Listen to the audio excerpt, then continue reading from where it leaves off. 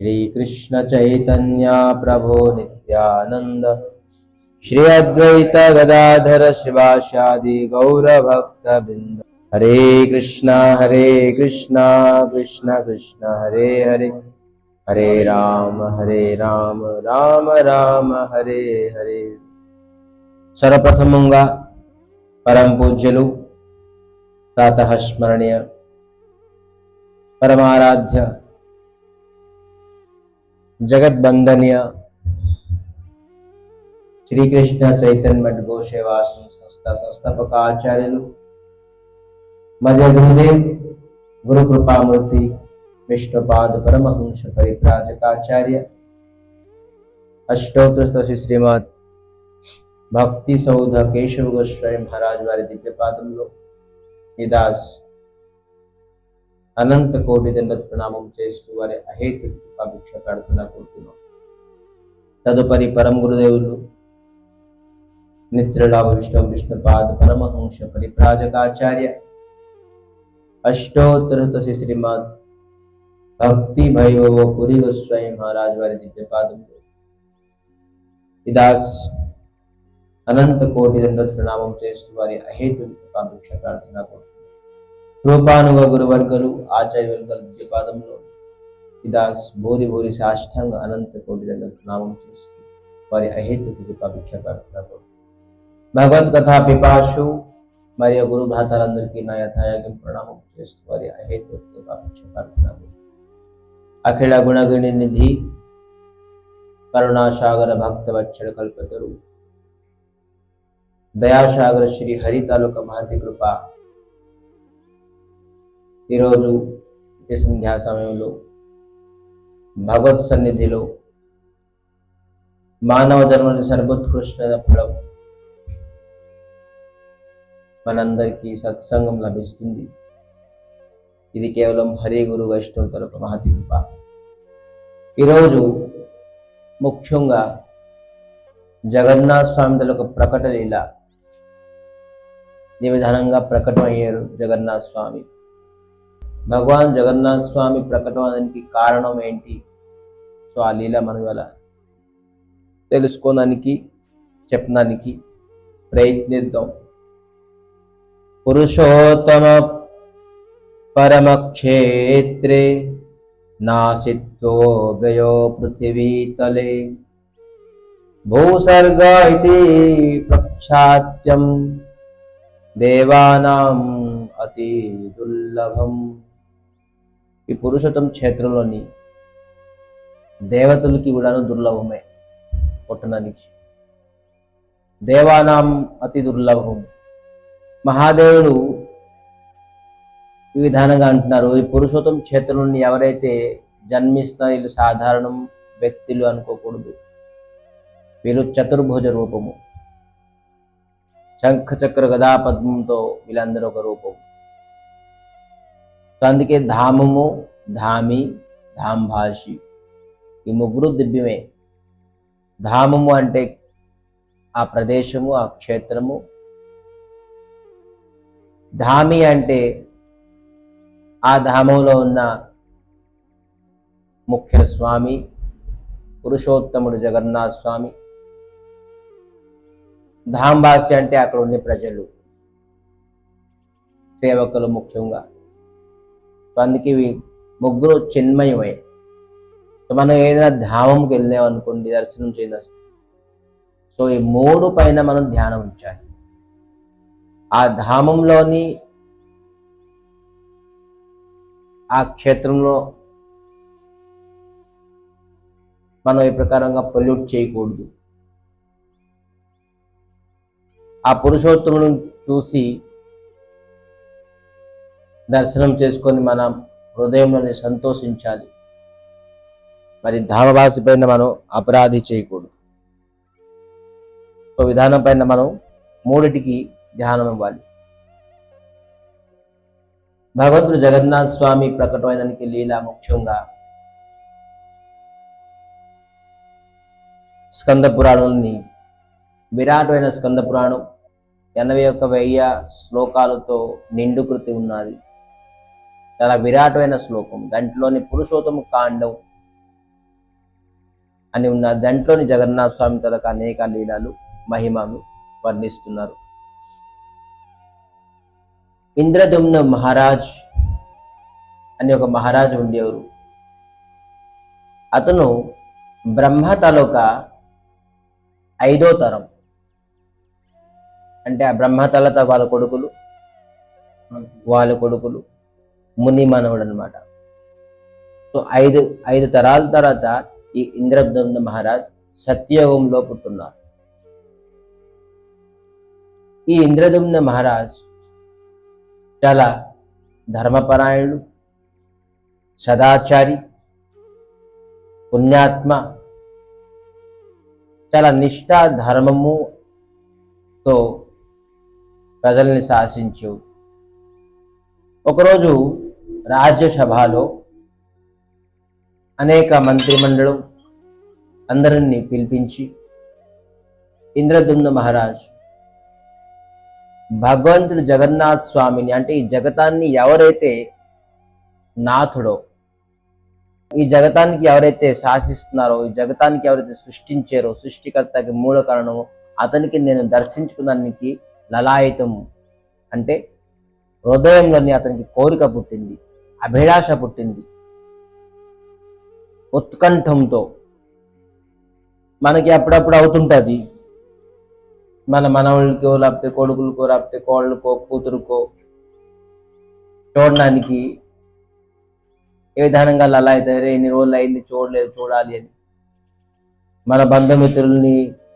కానీ రాజు ఎంత పుణ్యాత్మ ధర్మాత్మ, ఈ జగత్తును సృష్టించిన వాడు, ఆ జగదీశ్వరుడు, ఆ భగవంతుడికి చూడడానికి తన హృదయంలోని ఉత్కంఠ అయింది. రాజసభలో చెప్తున్నారు, ఈ రాజ్యం అనే విధానంగా శాసనం చేస్తున్నావు, కానీ నేను ఆ స్వామిని చూడాలనుకుంటున్నాను, దీంట్లో ఎవరు మనకి హెల్ప్ చేస్తారు అని చెప్పేసి అక్కడ ఒక రాజపురోహిత ఉండేవారు. ప్రతి రాజ్యంలోని రాజపురోహిత ఉంటారు. ఆ రాజపురోహితుల తాలూకా తమ్ముడు చాలా విద్వాన్ పండితుడు. అతను రాజపురోహిత్ తాలూకా తమ్ముడు, తను విద్యాపతి, తన పేరు విద్యాపతి, బ్రాహ్మణుడు, రాజపురోహితుల తాలూకా తమ్ముడు. ఆ రాజపురోహితుడు చెప్పారు, స్వామి ఇతనికి ఈ రెస్పాన్సిబిలిటీ మీరు అప్పచెప్పితే ఇతను ఖచ్చితంగాను ఏ విధానంగా మీకు దర్శనం చేయించు. ఈ విద్యాపతిని ప్రాధాన్యమిచ్చి అనేక ఫెసిలిటీస్ ఇచ్చేసి పంపించారు. ఈ విద్యాపతికి తనకి కూడా ఒక రాజు నాకు పంపించారు, ఒక రెస్పాన్సిబిలిటీస్ అని చెప్పేసి ఒక పట్టుదలతో భగవంతుడు ఎక్కడ ఉంటారు ఏంటి నిలకడానికి ఇంకా బయలుదేరారు.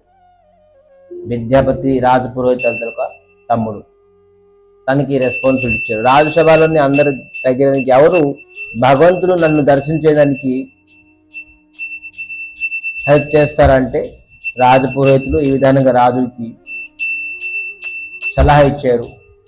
నా తమ్ముడు చాలా విద్వాన్ పండితుడు, అతను మీకు ఈ రంగంలో మీకు హెల్ప్ చేస్తారంటే భగవంతుడు దర్శనానికి రెస్పాన్సిబిలిటీ ఇచ్చారు. సో ఇతను అనేక ప్రదేశాలకు వెళ్తూ ఉత్కళ దేశానికి వచ్చారు. ఉత్కళ దేశం అంటే ఒరిస్సా, ఉజ్జయిన్. చెప్పాలంటే ఈ ఇంద్రదుమ్న మహారాజ్ రాజు శాసించేవారు ఉజ్జయిన్లో. ఇంద్రదుమ్ను ఉజ్జయిన్లో రాజు, కానీ ఆ ఉజ్జయిన్ నుంచి ఇతనికి తిరిగి ఉత్కళ దేశానికి వచ్చారు. కానీ చేరుకున్నారు ఎక్కడ? ముందు భువనేశ్వర్లో చేరుకున్నారు. భువనేశ్వర్ చేరుకుని ఫస్ట్ అతను లింగరాజ్ మందిరాన్ని దర్శించుకున్నారు. భువనేశ్వర్లోని లింగరాజ్ మందిరం.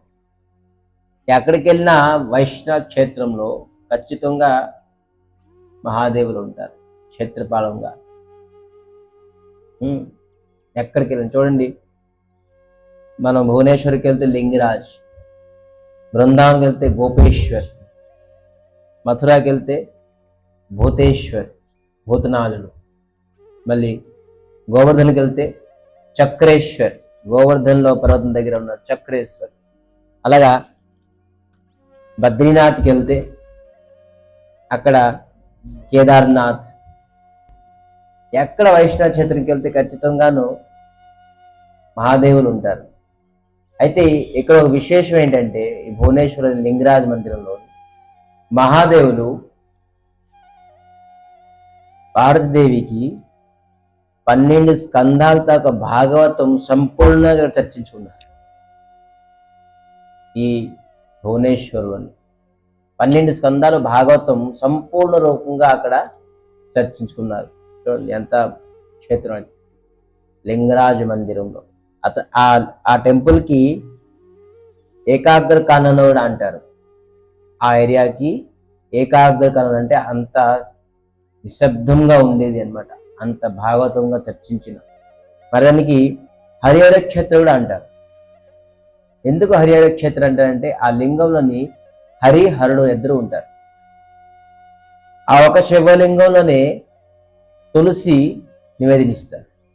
ఇంక యాక్చువల్లీ ఎవరికి మహాదేవులకి తులసి నివేదన చేయకూడదు, తెలియక అందరూ చేస్తారు. కానీ జటా శివుడికి, దళం విష్ణువుకి అని అంటారు. మూర్ఖులు ఇది. అసలు తులసి కేవలం విష్ణుమూర్తికి. జట అంటే ఏంటంటే అవన్నీ వస్తాయి కదా విత్తనాలు, దానికి జట. ఆ జటాలన్నీ జటాధరుడు శివుడికి, మళ్ళీ దళాలు ఏమవచ్చు విష్ణుమూర్తికి అని చెప్పేసి. కానీ తులసి కేవలం విష్ణుమూర్తికి, ఇంకెవరికి లేదు, చర్చించడానికి శాస్త్రంలో ఎక్కడ లేదు. సో అందుకే కానీ ఆ ఒక్క ప్రదేశంలోనే శివలింగానికి తులసి దళం అర్చన చేస్తారు. ఎందుకంటే అక్కడ హరిహర ఇద్దరు ఉన్నారు కాబట్టి హరిహర క్షేత్రం అని చెప్పేసి చెప్పారు అక్కడ. సో ఈ విధానంగా ఆ ప్రదేశానికి వెళ్ళి ముందు దర్శించుకున్నారు. ముందుకు వెళ్ళిన వెంటనే అదంతా అడవి. ఉజ్జయిని నుంచి ఈ విశ్వావసు వస్తూ వస్తూ వస్తూ వస్తూ చాలా శ్రమతో అతనికి చాలా థ్రస్టీ ఫీల్ అయ్యింది, దాహం వేసింది. చూస్తాడు ఒక కుటీరం ఉన్నది, అక్కడ ఒక కుటీరం ఉన్నది. ఆ కుటీరంలోని ఎవరికైనా నీళ్ళు అడుగుదామని చెప్పేసి వెళ్తున్నారు. కానీ అక్కడ ఒక స్త్రీ కన్య, తన పేరు లలిత. ఆ కన్యకుడికి నాకు కొద్దిగా నీళ్ళు కావాలి, చాలా ప్రాణం పోయినట్టుగా ఉన్నది నాకు. అప్పుడు చెప్తున్నారు ఆ లలిత, మేము స్వారో జాతి పేరు స్వారో. స్వారో జాతి, మీరు చూస్తే బ్రాహ్మణులా కనబడుతున్నారు, మా జాతి తాలూకు నీళ్ళు ఇస్తే మీరు తాగుతారా? ముందు ప్రాణం పోతుంది, జాతి కుటుంబేంటి, ముందు ఇయ్యండి. వాటర్ తాగారు, కొంతసేపు అక్కడ విశ్రామం చేసుకున్నారు, కొంత అన్నాది జలం కూడా స్వీకరించారు. ఎందుకంటే ఇంకా ఎక్కడ ఏమి తినడానికి లేక ఉండేది. సో కొంతసేపు విశ్రామం తీసుకున్నారు అక్కడ. సో ఆ కన్యా పైన ఈ విశ్వావసుకి కొంత ఎఫెక్షన్ పెరిగింది. సో దేనికి వచ్చారు విశ్వావసు? ఇది బ్రహ్మచారికి చాలా నీడు. మనం దేనికి వచ్చాం? మఠవాసం చేస్తున్నాం, బ్రహ్మచారి చేస్తున్నాం, భగవత్ ప్రాప్తి గురించి. కొన్ని సమయంలోని స్త్రీలను చూసి, కన్యాలను చూసి మనం ఆసక్తి అవుతుంది. దానివల్ల ఏంటి అవుతుందంటే మన ట్రాక్ నష్టమైపోతుంది. ఒకే ధ్యేయం, ఒకే నేయంతో ఉండాలి మనం భగవత్ ప్రాప్తి గురించి. సో విధానంగా తను ఏం చేశారు? ఆసక్తి కొంత, ఇంకో పూట ఉన్నారు, రెండో పూట ఉన్నారు. ఆ సమయంలో లలిత తాలూకా తండ్రి విద్యాపతి అని, తను తండ్రి. ఎవరు తండ్రి? లలిత తాలూకా. ఈ విద్యాపతి వచ్చారు, కానీ ఒక దివ్యమైన సుగంధం అతని శరీరం నుంచి వస్తుంది. తన తాలూక ముఖంలో కూడా తేజస్సు ఉన్నది. సరే, స్వార జాతి అంటే ఏంటి తెలిసింది? ఎవరైతే పిగ్మెంట్ అంటే పందిల్ని ఇప్పుడు మేకలు కాల్చడానికి గొల్ల ఏడు, మేకలు గొర్రెలు ఏదో అంటారు, మేకలు కాల్చడానికి, తర్వాత ఇంకేదైతే కాస్తారు. సో వీళ్ళు పందిల్ని కాసే లేకపోతే పందిల్ని పెంచే ఆ వంశానికి స్వారో అంటారు. స్వారో అంటే పంది, స్వారో. శబరి అని ఉన్నా చూసారా, భక్తిమతి శబరి. శబరి పేరు, శబరి ఏంటి? ఆ జాతి శబరి. తన పేరు యాక్చువల్లీ వరి తన పేరు, కానీ తన జాతి శబరి అయినా కూడాను, శబరి జాతి అంటే చాలా నీచ జాతి. శబరి అయినా కూడాను రామచంద్రమూర్తికి ప్రాప్తి అయ్యేరు అని చెప్పడానికి శబరి అని చెప్పేసి, భక్తిమతి శబరి అని చెప్పేసి. కానీ శబరి పేరు కాదు, వరి. సో తను కూడాను సువారో జాతిలో ఉంటూ కూడాను తను పందులు కాసే వ్యక్తులు ఎలా ఉంటారండి? దుర్గంధంతో, ఒక విచిత్రమైన వేషంతో ఉంటారు. కానీ ఇతని ముఖంలోని ఎంత తేజమైన సుగంధ గంధ పుష్పాలతోని వాసన వచ్చింది ఒకటేసారి. అదే ఒక బ్రాహ్మణుల పైన కూడా ఇంత సుగంధం రాదు, ఇతని శరీరం పైన ఇంత సుగంధం వస్తుంది ఏంటి అని చెప్పేసి ఇతనికి ఇంకొద్దిగా ఇంకో పూట ఉంటాను, తెలుసుకుంటాను అసలు ఏంటి రాసుకుంటున్నారు, ఏం చేస్తున్నారు ఇతను అని చెప్పేసి. విధంగా ఉండి లలితతో వివాహం చేసుకుందాము అని కూడా నిర్ణయించుకున్నారు. ఎవరు? విశ్వవసు. ఈ విశ్వవసు ఒకే కన్య విద్యాపతిది. లలిత వెళ్ళి తన తండ్రికి చెప్పారు, ఇతను బ్రాహ్మణుడు, నన్ను ఉచ్చ జాతి అయిన పురుషుడు తక్కువైన జాతి స్త్రీతోని వివాహం చేసుకోవచ్చు, కానీ ఉచ్చ జాతి స్త్రీకి నీచ కులమైన పురుషుడు వివాహం చేసుకోకూడదు. బ్రాహ్మణ స్త్రీ మరియు నీచమైన ఇంకా ఏది కేటగిరీ అయినా చేసుకోకూడదు. కానీ మన భక్తి తత్వం ఏంటంటే జాతి కులం ధర్మము లేదు. ఎందుకు అంటే, ఫర్ ఎగ్జాంపుల్గా పురుషుడు బ్రాహ్మణుడు అనుకోండి, స్త్రీ కూడా బ్రాహ్మణురాలు అనుకోండి. ఇది చాలా ఇంపార్టెంట్, మనకి వినాలి ధ్యానంతో. బ్రాహ్మణుడు బ్రాహ్మణాలతో మ్యారేజ్ చేసుకోవచ్చు, కానీ ఆ బ్రాహ్మణుడికి పొద్దున్న స్నానం చేసి దీపారాధన చేసుకొని నామమో జపమో భాగవతమో భగవద్గీత ఏదో చదవడం అతనికి అలవాటు ఉంటుంది. కానీ ఆ బ్రాహ్మణురాలు కన్య 8 కానీ లేగదు, మరియు మాంసాహారం తినడానికి ఇష్టపడతారు, బయట ఉద్యోగం చేసేసి డబ్బులు సంపాదనకి ఎక్కువ ఉంటుంది, చాలామంది ఉన్నారు. సో అక్కడ ఏంటవుతుందంటే ఇద్దరు బ్రాహ్మణులే, కానీ గుణం ఏమవుతుంది? గుణకర్మం ఏమవుతుంది? తన గుణం ఏ ప్రకారంగా బ్రహ్మముహూర్తం లెగిసి భగవద్ నామం చేసి దీపారాధన చేసేస్తున్నారు, కానీ కర్మము తింతలకు గుణకర్మం ఎలా ఉన్నది? సో ఈ గుణకర్మం వల్ల, భేదం వల్ల, జాతి ఒకటైనా కూడాను గుణకర్మం వల్ల ఏమవుతుందంటే వేరియేషన్ అవుతుంది. అప్పుడు అక్కడ అనన్యత ఉండదు, అంటే స్నేహం ఉండదు. ఇదేంటో బాబు పొద్దున్న లెగిసిపోయి ఇతను డిస్టర్బ్ చేస్తాను నాకు అని చెప్పేసి, ఇంత పొద్దున్న లెగిసి దీపం ఇవి ఏంటి అని చెప్పేసి చిరాకు పడుతుంటారు. స్త్రీకి నచ్చదు. ఈ పురుషుడు ఒక స్త్రీ అయ్యి 8 వరకు లెగుస్తున్నారు, ఏంటి మాంసాహారం తింటున్నారు, దీనికి కూడా నచ్చదు. కానీ కలిసి ఉండాలి, లౌకిక ఈ జగత్తంలో కలిసి ఉండాలని చెప్పేసి కలిసి ఉంటున్నారు. వాళ్ళకి పుట్టిన పిల్లలు ఏ విధంగా మెంటాలిటీ అవుతారు?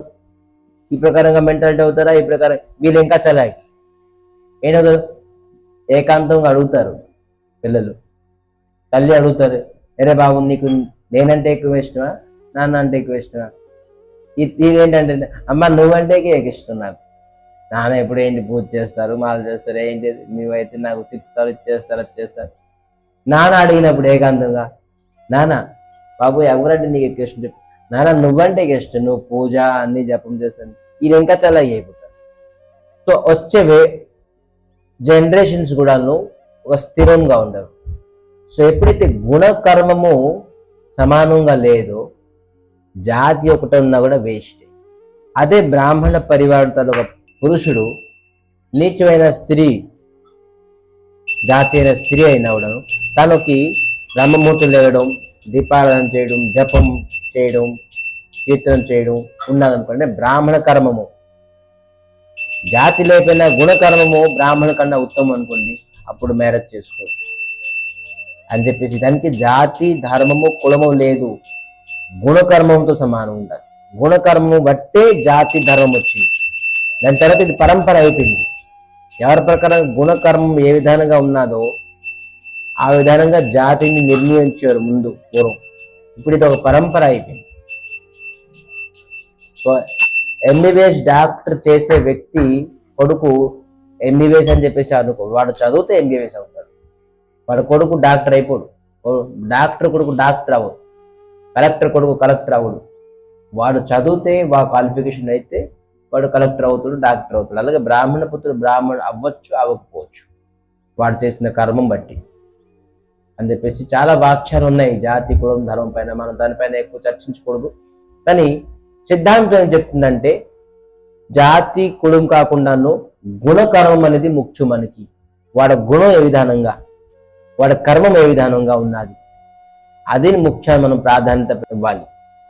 సో విధానంగా ఈ విశ్వవసు విద్యాపతి తాలూకా కన్య లలితని వివాహం చేసుకున్నారు. వివాహం చేసుకొని ఇప్పుడు ఏమంటే విద్యాపతి తాలూకా అల్లుడైపోయారు.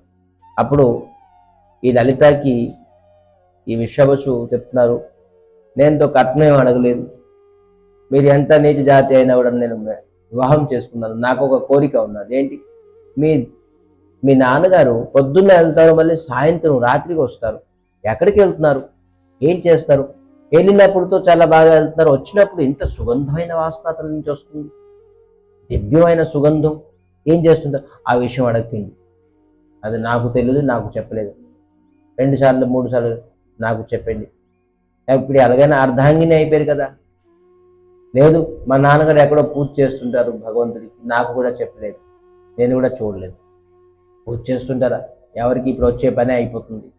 భగవంతుడి గురించి వచ్చారు, పూజ చేస్తుంటారు, ఎవరికి పూజ చేస్తుంది నాకు తెలియదు. ఇలాగ అనేక సార్లు అడుగుతూ నేను ఆ భగవంతుడికి చూడాలి, ఎవరికి పూజిస్తున్నారు అని రిపీటెడ్గా అడగడంతో లలిత వెళ్ళి విద్యాపతికి, ఆ శబరి జాతర విద్యాపతికి అడిగారు, నాన్న మీ అల్లుడు ఒకే ఒక కోరిక కోరుకుంటున్నారు, తనతో ఏం ప్రకారం కట్నం ఆశించలేదు, మనకి చాలా బాగా చూసుకున్నారు బ్రాహ్మణుడు అయినా కూడా, అందుకే ఇతను ఒక కోరిక మనకి అడిగారు, మీరు ఏదైతే పూజిస్తున్నారో ఆ విగ్రహానికి చూస్తారట. ముందు చాలా స్ట్రిక్ట్గా లేదు లేదు అన్నారు. కానీ అల్లుడు కోరికతో మావగారు విద్యాపతి, సరే చూపిస్తాను విగ్రహానికి, ఆ భగవంతుడికి, కానీ ఒక షరతు, కండిషన్. ఏంటి ఆ కండిషన్? నేను కళ్ళుకి గంతలు కట్టి తీసుకెళ్తాను, అంటే తాడు కట్టేసి ఒక క్లాత్ కట్టేసి తీసుకెళ్తాను. ఆ మార్గం ఎవరు చూడకూడదు, నేను ఎక్కడ తీసుకెళ్తాను, ఎలా తీసుకెళ్తాను చూడకూడదు అని నేను చూపిస్తాను, మళ్ళీ కళ్ళుకి గంతలు పట్టుకొని రిటర్న్ తీసుకొస్తాను అని చెప్పేసి ఈ విధంగా సరే. కానీ ఈ విశ్వవసు బ్రాహ్మణుడు తెలివైనడు ఒక మూటతో ఆవాలు కట్టుకొని దానికి కన్నం చేసుకొని కట్టుకున్నారు అనమాట. సో పట్టుకొని వెళ్తున్నారు, కళ్ళు గంత కట్టుకొని వెళ్ళారు. కానీ ఈ ఆవాలు అలాగా పట్టుకొని ఆ తోవ అంతా వెళ్తుంది. అంటే తోవని కనిపెట్టినానికి.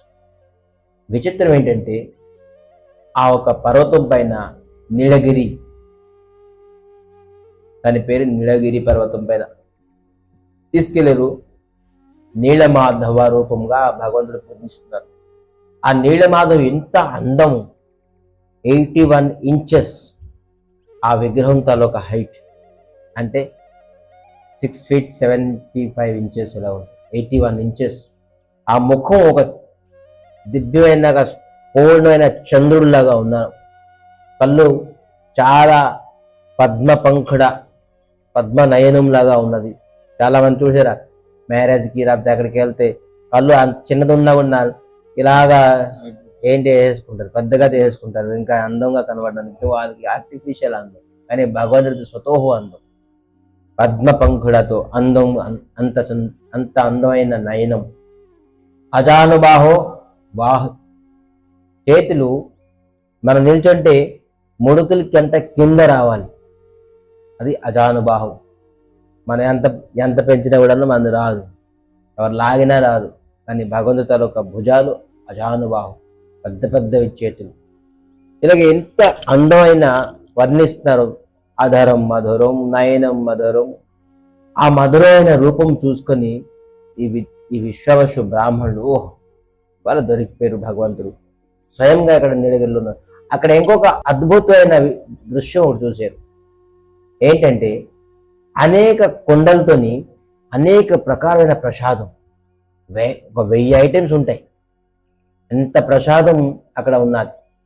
అరే ఈ శబరి జాతి తాలూకా విద్యాపతి ఎప్పుడు వస్తున్నారు, ఎప్పుడు ఇన్ని వెరైటీస్ తాలూకా వండుతున్నారు, ఎప్పుడు పెడుతున్నారు ఇంత అని విద్యాపతి మీరు ఎప్పుడు వచ్చి ఇన్ని ఐటమ్స్ తాలూకా ఉండరు, మీరు ఎక్కువైతే 10-15 వండుతారు, మీ ఇది ప్రకారం ఇన్ని ఐటమ్స్ మీరు ఎలా ఉండారు?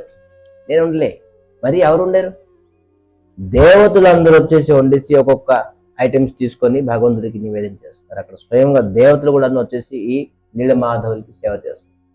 నీలమాధవుడికి దేవతలు కూడా వండి పెట్టి అక్కడ భగవంతుడికి, అందుకే ప్రసాదం తాలూకా మహిమ అక్కడ జగన్నాథ స్వామికి ఎక్కువ.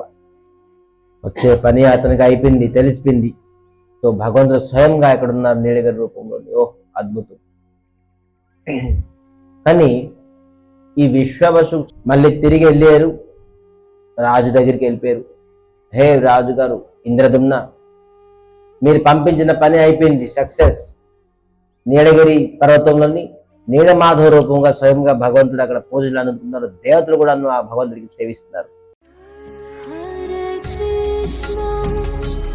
హరే కృష్ణ కృష్ణ కృష్ణ హరే హరే హరే రామ హరే రామ రామ రామ హరే హరే.